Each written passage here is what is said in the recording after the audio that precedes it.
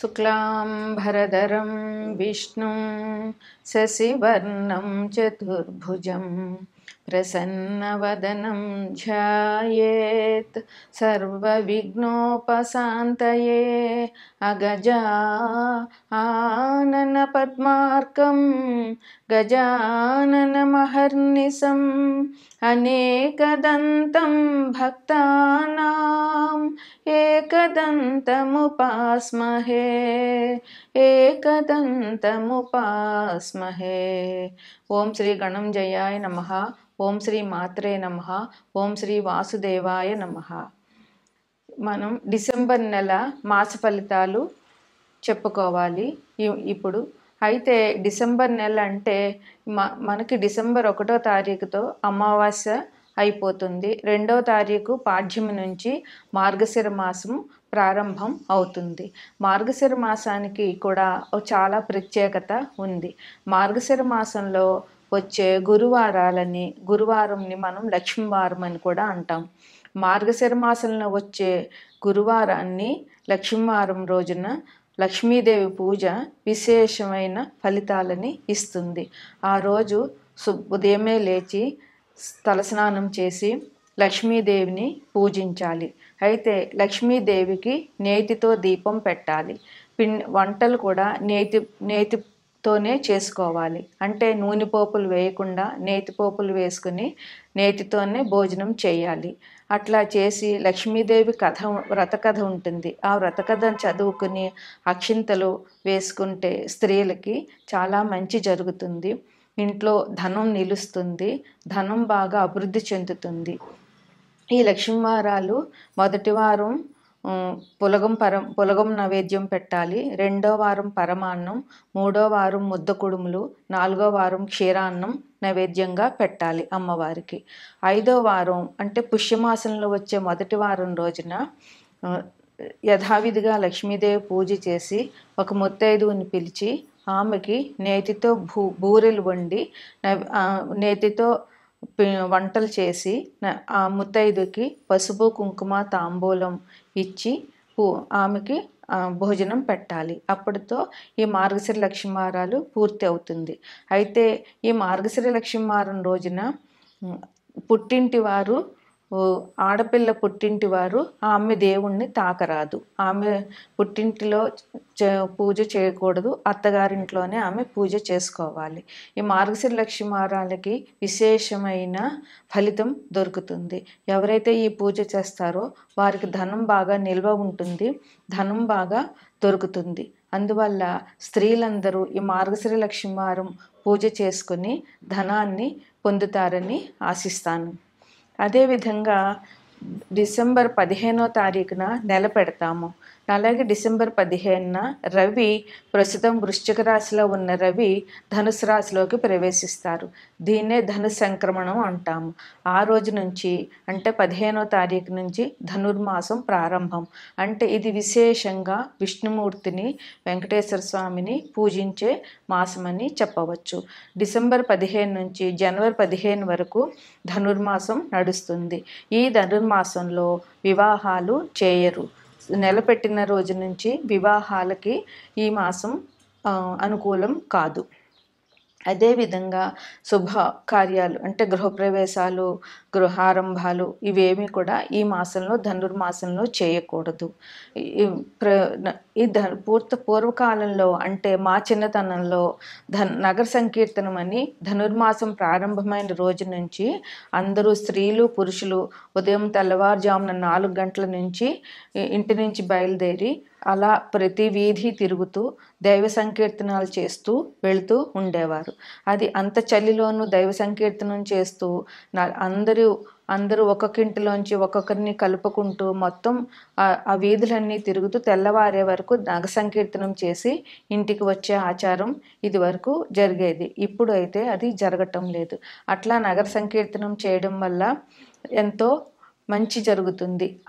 ఆ ప్రదేశానికి చేసిన వారికి, ఆ కాలనీలో వారికి అందరికీ చాలా శుభం జరుగుతుంది.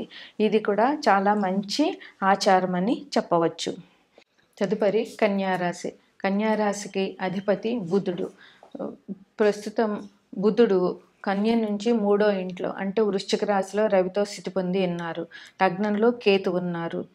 అలాగే 5వ ఇంట్లో శుక్రుడు, 6వ ఇంట్లో శని, 7వ ఇంట్లో రాహువు, 9వ ఇంట్లో గురువు, 11వ ఇంట్లో కుజుడు స్థితి పొంది ఉన్నారు. ఈ రాశి వారికి ఈ మాసం డిసెంబర్ నెల చాలా చాలా బాగుంటుంది.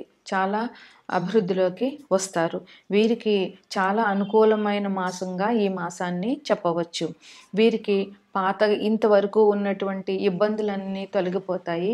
కొత్తగా వీరు ఆనందంగా, ఆరోగ్యంగా, ఉత్సాహంగా, ఉల్లాసంగా ఉంటారు.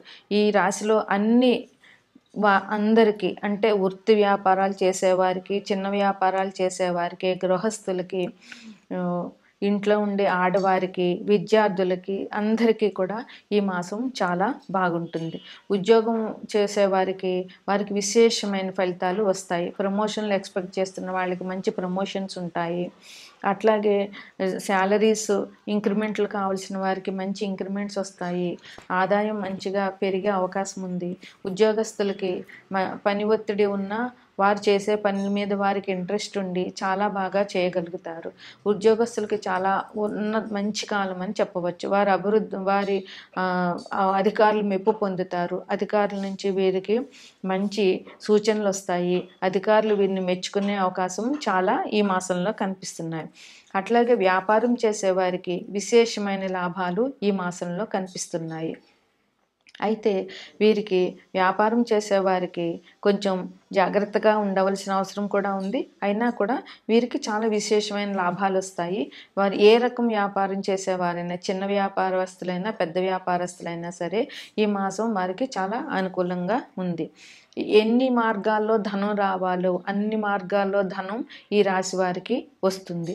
వారికి ఏ మార్గం నుంచి ధనాన్ని ఎక్స్పెక్ట్ చేస్తున్నారో అన్ని రకాలుగా వీరికి జరుగుతుంది. పట్టిందల్లా బంగారం జరుగుతుందని ఈ రాశి వారికి చెప్పవచ్చు. ఆదాయం బాగుండడము, మంచి ఉద్యోగంలో ఆఫీసులో బాగుంటే మానసికంగా ప్రశాంతత అనేది ఆటోమేటిక్గా దొరుకుతుంది. వీరు చాలా ప్రశాంతంగా ఉంటారు. మనసు ప్రశాంతంగా ఉండడం మూలంగా వీరికి చాలా ఆరోగ్యంగా, ఆనందంగా ఉంటారు. అట్లాగే అందరి సహాయ సహకారాలు, బంధుమిత్రులు అయితేనే, ఇరుగు పొరుగు వారితో అయితేనేమి, తోటి ఉద్యోగస్తులతో అయితేనేమి, అందరి ఇంట్లో కుటుంబ సభ్యులతో అయితేనేమి అందరి సహాయ సహకారాలు వీరికి బాగా లభిస్తాయి.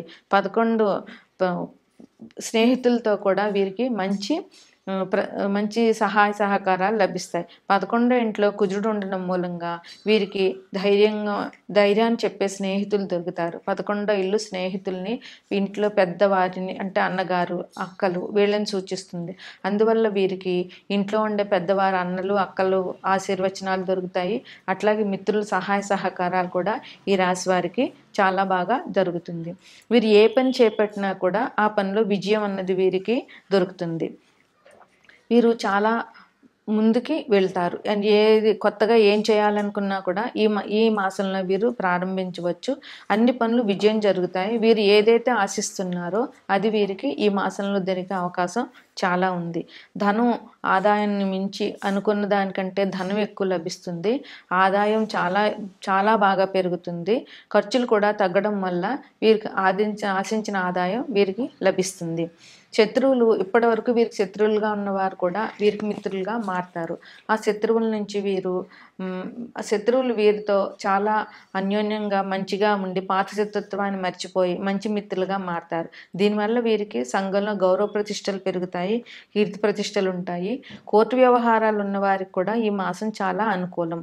కోర్టులో ఏదైనా కేసులుండి వారు దాని గురించి వెయిట్ చేస్తూ ఉంటే వీరు మంచి శుభవార్తలు కోర్టు విషయాల్లో వింటారు. అయితే వీరికి ఈ రాశికి అధిపతి బుధుడు కనుక బుధుడు గణపతిని సూచిస్తాడు, అలాగే విష్ణుమూర్తిని సూచిస్తాడు. అందువల్ల వీరు గణపతి ఆరాధన, అదే లగ్నంలో కూడా కేతు ఉన్నారు కనుక గణపతి ఆరాధన చాలా చాలా వీరికి మంచిది. అందువల్ల గణపతి గణపతిని సంకటనాశన స్తోత్రంతో గణపతిని పూజించడము, గరికతో గణపతిని పూజించడము ఈ రాశి వారికి విశేషమైన లాభాలని ఇస్తుందని చెప్పవచ్చు. అదేవిధంగా 15వ తారీఖు నుంచి డిసెంబర్ 15 తర్వాత ధనుర్మాసం మొదలవుతుంది కనుక విష్ణు ఆరాధన చాలా విశేషమైన లాభాలని వీరికి ఇస్తుంది. మార్గశిర మాసంలో వచ్చే గురువారం నాడు లక్ష్మీదేవిని పూజించడం వల్ల వీరికి విశేషమైన ఫలితాలు వీరికి దొరుకుతాయి. ఈ రాశి వారికి ఈ దైవారాధన వల్ల మంచి జరుగుతుంది.